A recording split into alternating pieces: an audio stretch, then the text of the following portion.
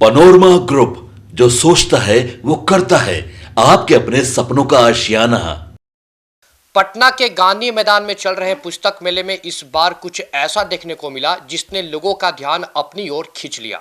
नमस्कार, मैं अंकित और आप देख रहे हैं सिटी पोस्ट लाइव। रविवार का दिन मेले के लिए बेहद खास रहा क्योंकि यहाँ प्रदर्शित की गई दुनिया की सबसे महंगी पुस्तक मैं, जो चर्चा का मुख्य केंद्र बन गई है।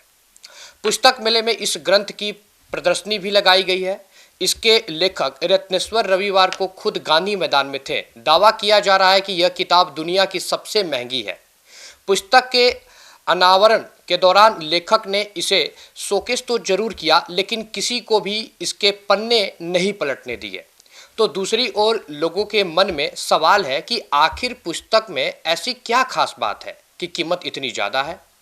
इस पर लेखक ने पूरी जानकारी दी। रत्नेश्वर ने कहा कि मैं ग्रंथ ज्ञान की परम अवस्था का आविष्कार है, जिसे हम कहते हैं कि बुद्ध को ज्ञान प्राप्त हो गया था। वह कौन सी परम स्थिति है जब किसी मनुष्य के लिए यह कहा जाता है कि उन्हें ज्ञान प्राप्त हो गया है। यह ग्रंथ उस रहस्य का आविष्कार करता है।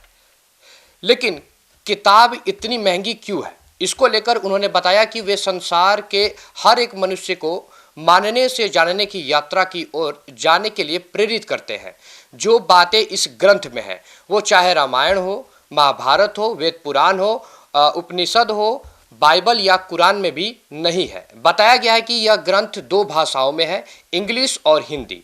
इंग्लिश में 408 पन्ने और हिंदी में 382 पेज का है।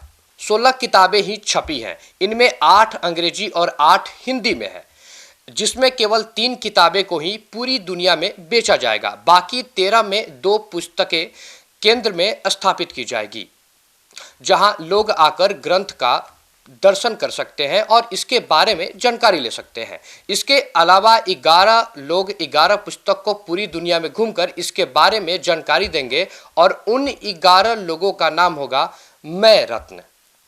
रत्नाकर रत्नेश्वर ने एबीपी न्यूज से बातचीत में कहा कि इस किताब को लिखने में उन्हें 3 महीने यानी 90 दिन लगे हैं, लेकिन इसे लिखने के लिए मात्र 3 घंटे 24 मिनट में ज्ञान आया था। उन्होंने बताया कि 7 सितंबर 2006 को रत्न मुहूर्त में उन्हें जगाया गया। उस वक्त वे महाराष्ट्र के थाने के जंगल में थे।